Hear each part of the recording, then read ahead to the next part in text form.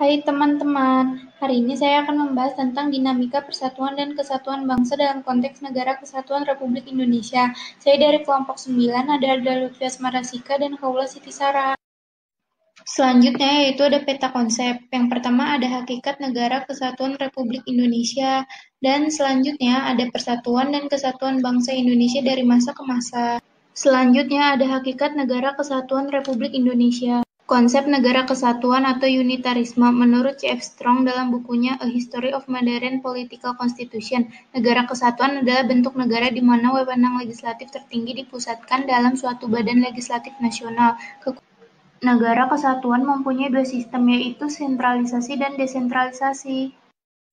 Desentralisasi yaitu penyerahan wewenang pemerintahan oleh pemerintahan pusat kepada otonom dalam kerangka NKRI. Sentralisasi pengaturan kewenangan dari pemerintahan daerah kepada pemerintahan pusat untuk mengurus rumah tangganya sendiri. Selanjutnya ada karakteristik Negara Kesatuan Republik Indonesia. Wujud NKRI semakin kukuh setelah dilakukan perubahan dalam UUD NRI tahun 1945, yang dimulai dari adanya ketetapan MPR yang salah satunya tidak mengubah pembukaan UUD 1945 dan tetap mempertahankan NKRI sebagai bentuk final negara bagi bangsa Indonesia. Selanjutnya, kita akan membahas tentang persatuan dan kesatuan bangsa Indonesia dari masa ke masa. Selanjutnya, ada persatuan dan kesatuan bangsa pada masa revolusi kemerdekaan. Pemberontakan PKI Madiun 1948 terjadi tanggal 18 September 1948 di bawah pimpinan Musso. Tujuannya ingin mengganti dasar negara Pancasila dengan komunis serta ingin mendirikan Soviet Republik Indonesia. Pemberontakan ini berhasil ditumpas oleh Kolonel Gatot Subroto dan Kolonel Sungkono. Pemberontakan DI atau TII di Jawa Barat dipimpin oleh Sekar Maji Marijen Kartosuwiryo yang memiliki cita-cita untuk mendirikan negara Islam di Indonesia. Tetapi pada akhirnya pada tanggal 4 Juni 1962, Kartosuwiryo berhasil ditangkap dan jatuhi hukuman mati. Selanjutnya ada persatuan dan kesatuan bangsa pada masa Republik Indonesia Serikat. Gerakan APRA dipimpin oleh Kapten Raymond Westerling. Pada tanggal 23 Januari 1950, APRA menyerang kota Bandung dan melakukan pembantaian kepada anggota TNI, tetapi berhasil ditumpas oleh pasukan Siliwangi. Pemberontakan ini terjadi di bawah pimpinan Andi Aziz dan terjadi di Makassar. Tetapi pada tanggal 15 April 1950, Andi Aziz berangkat ke Jakarta setelah didesak oleh Presiden NIT yaitu Sukawati. Tetapi Andi Aziz terlambat melapor sehingga ia ditangkap dan diadili. Gerakan Republik Maluku Selatan atau RMS. Pemberontakan RMS Republik Maluku Selatan dipimpin oleh MRDR Christian Robert Stephen Soumukil. Pemberontakan ini dapat diatasi melalui ekspedisi militer yang dipimpin oleh Kolonel A.E. Kawilarang. Selanjutnya ada persatuan dan kesatuan bangsa pada masa demokrasi liberal. Gerakan DII yang berada di Sulawesi dipimpin oleh Kahar Muzakar. Mereka melarikan diri ke hutan pada tahun 1952, tetapi pada bulan Februari 1965 berhasil ditumpas oleh TNI dan Kahar Muzakar ditembak mati. Pemberontakan di daerah Aceh ini dipimpin oleh Daud Baira yang merupakan mantan gubernur Aceh. Pemberontakan ini disebabkan oleh status Aceh yang diturunkan menjadi keresidenan, sehingga pada tanggal 17-28 Desember 1962 diselenggarakan musyawarah kerukunan rakyat Aceh. Pemberontakan yang ada di daerah Kalimantan Selatan dipimpin oleh Ibnu Hajar, tetapi pada tahun 1963 pemerintah Indonesia berhasil menumpas pemberontakan ini, dan Ibnu Hajar dan anak buahnya berhasil ditangkap dan dijatuhi hukuman mati. Pemberontakan PRRI terjadi karena kurang harmonisnya antara pemerintah pusat dan Pemda. Yang pertama ada Dewan Banteng di Sumatera Tengah yang dipimpin oleh Letkol Ahmad Hussein. Yang kedua ada Dewan Gajah di Sumatera Utara dipimpin oleh Letkol M. Simbolon. Dan yang ketiga ada Dewan Manguhi di Sulawesi Utara dipimpin oleh Letkol Vence Samuel. Puncak pemberontakan ini terjadi pada tanggal 10 Februari 1958, tetapi untuk mengatasi pemberontakan yang dilakukan PRRI, pemerintahan pusat melancarkan operasi Sabta Marga dan berhasil melumpuhkan aksi yang dilakukan PRRI atau Permesta. Selanjutnya yang keempat ada persatuan dan kesatuan bangsa pada masa Orde Lama. Dekret Presiden tanggal 5 Juli 1959, negara kita kembali menggunakan UUD 1945. Sejak berlakunya kembali UUD 1945, Presiden berkedudukan sebagai kepala negara dan kepala pemerintahan. Saat terjadinya pemerasan dalam penghayatan Pancasila, ada istilah Nasakom. Hal inilah yang membuat PKI mendapatkan posisi yang strategis bahkan dominan. Karena merasa mempunyai posisi yang kuat, PKI melakukan pemberontakan pada tanggal 30 September 1965 yang menewaskan 7 orang perwira TNI Angkatan Darat. Selanjutnya ada persatuan dan kesatuan pada masa Orde Baru. Kelemahan sistem pemerintahan Orde Baru ada salah satunya yaitu bidang ekonomi. Penyelenggaraan ekonomi tidak didasarkan pada Pasal 33 Undang-Undang Dasar 1945 dan terjadinya praktik monopoli ekonomi. Pada masa Orde Baru di bidang politik, sistem pemerintahan itu bersifat sentralistik. Jadi, sentralistik itu lebih menekankan peran pemerintah pusat dalam menentukan arah dan semua aspek dalam pembangunan Indonesia. Sedangkan bidang hukum bersifat kebal terhadap penguasa dan konglomerat yang dekat dengan penguasa. Selanjutnya ada persatuan dan kesatuan pada masa reformasi.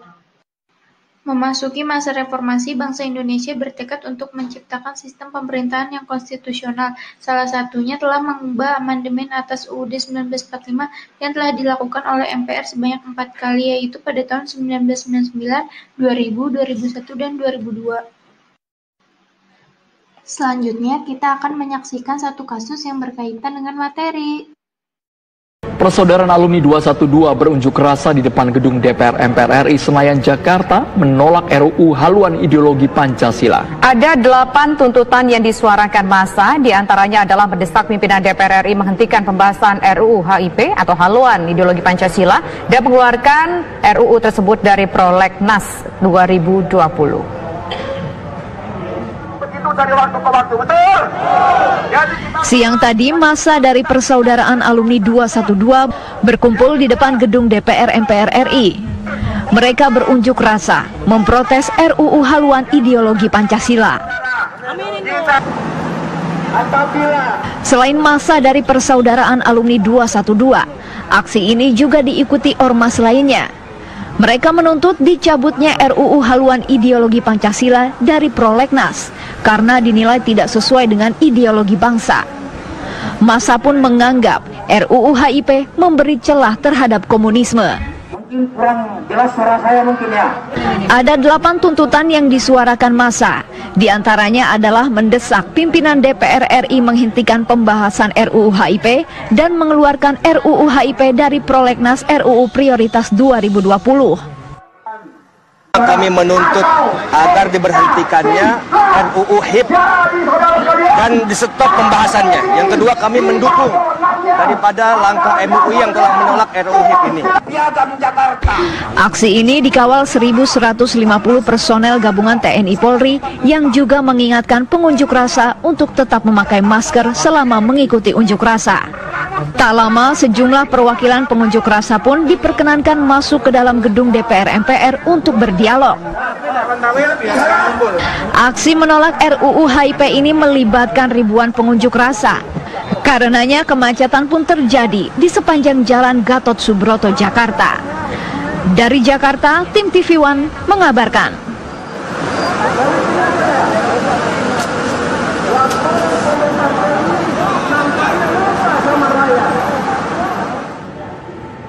Sejumlah pasal di RUU haluan ideologi Pancasila yang masuk ke dalam Prolegnas Balik DPR RI menjadi kontroversi.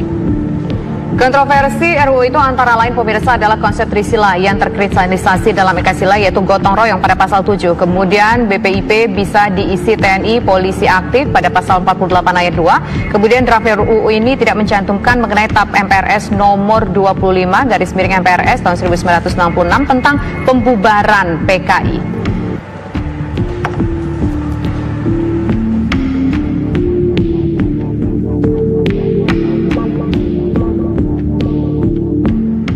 Bagaimana situasi terbaru dari unjuk rasa menolak RUU HIP di depan gedung DPR MPR? Langsung saja kita tanyakan Maria Gerarda. Maria, seperti apa aksi unjuk rasa penolakan terhadap RUU HIP ini di sana? Dan pemirsa, aksi unjuk rasa oleh PA 212, Persaudaraan Alumni 212 dan juga gabungan dari sejumlah ormas lainnya hingga saat ini masih terus berjalan, masih terus berlangsung, yang dimulai pada pukul 1 siang tadi dan hingga saat ini mereka masih terus menyuarakan tuntutan mereka mengenai penolakan adanya RUU haluan ideologi Pancasila yang hingga saat ini masih terus berjalan pembahasannya di DPR, dan hingga saat ini sudah cukup mendapatkan respon dari pihak DPR RI karena saat ini perwakilan aksi yaitu sejumlah ustadz, diantaranya adalah Ustadz Yusuf Martak dari 212, kemudian Ustadz Slamet Ma'arif, Ustadz Sobri Lubis, dan juga ini sudah masuk ke dalam gedung DPR untuk kemudian mendapatkan delegasi audiensi bersama dengan Sufmi Dasko Ahmad dari wakil pimpinan DPR, kemudian juga ada Aziz Syamsuddin dan juga Rahmat Gobel. Pertemuan ini berlangsung di Nusantara 3 lantai 4 ruang wakil pimpinan DPR.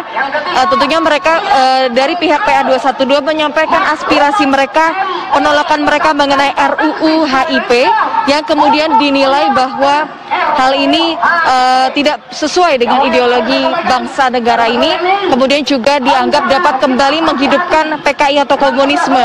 Ada sejumlah tuntutan yang dibacakan, yaitu ada 8 tuntutan, namun diantaranya paling penting adalah mereka menolak untuk DPR kemudian melanjutkan pembahasan ini dan kemudian menolak untuk mengajukan dari pihak DPR untuk mengajukan RUU HIP ini karena dianggap tidak sejalan dengan apa yang sudah ada selama ini di Indonesia. Sementara demikian, Andro. Baik, terima kasih. Baik, Maria Gerarda, kalau Anda lihat sampai sejauh ini sudah berapa banyak massa yang berkumpul di sana? Tentu massa sangat padat. Apakah tampak ada lagi massa yang datang ke sana? Apakah dia termasuk? Maria, hingga saat ini masih ada terus massa yang berdatangan dan hingga saat ini mereka juga masih menunggu hasil pembicaraan di dalam gedung DPR, di gedung Nusantara, antara perwakilan dari PA 212 dengan wakil dari pimpinan DPR. Tentunya audiensi ini tentunya diharapkan dapat sesuai dengan permintaan para pengunjuk rasa, dan juga ada sejumlah poin yang dikatakan, diantaranya adalah pasal 6 di RUU HIP ini yang menyebutkan adanya ciri pokok Pancasila adalah Trisila dan Ekasila. Inilah yang sangat ditentang oleh mereka karena sangat berbeda dengan Pancasila yang kita ketahui selama ini, dan ini sungguh berbeda memang, dan tentunya ini menjadi perhatian bagi masyarakat dan mendapatkan pro dan kontra dari berbagai kalangan di negara ini saat ini. Demikian, Andro. Maria Gerarda melaporkan langsung dari Senayan, Jakarta. Terima kasih.